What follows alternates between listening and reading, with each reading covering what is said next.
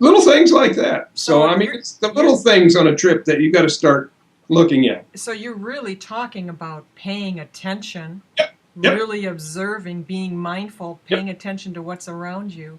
So you really then get in tune also with what your body is saying to you, how your body is talking to you. And you really have to pay attention, I think, more so toward the end of the day when you're getting close to your destination for that day's ride, Yeah. and not start thinking about, oh, what am I going to eat for supper when I get in, or where are we going to camp, or are we getting a motel, blah, blah. When you lose focus of what you're doing, you can run into a little trouble. Yeah. What would be I an mean, example? you miss the car coming down the Ah, long lane on your right because you're thinking about the big subway or whatever that you're going to be chowing down on in the next 30 minutes or whatever. yes, yes. Sounds like lessons learned. Yep,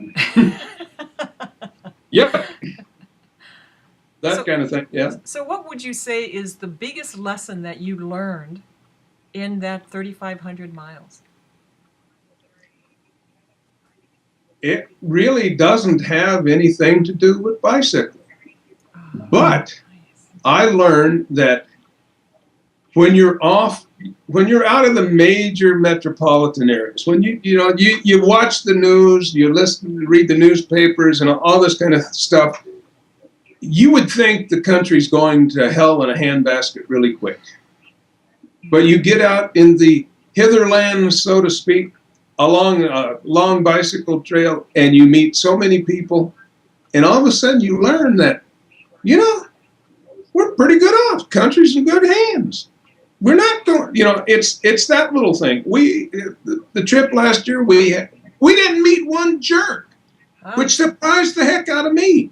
ah, Nobody that you could come home and say, that guy we met back in southern Michigan. Oh, no, there was nothing like that. Absolutely nothing. that's And marvelous. that was a big shocker to me. How, And maybe it's because you were on a bicycle. Maybe people, look at you, you're doing what? You're riding across the country? Oh, I wish lots of people say, I wish I could do something like that. Well, you can. It ah, doesn't have to be a big bike trip. It doesn't have to be a long, canoe trip or something like that.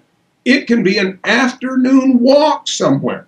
yes. That's the other thing people have to realize, that it's not the length of the trip, it's the trip itself. Oh, beautiful. And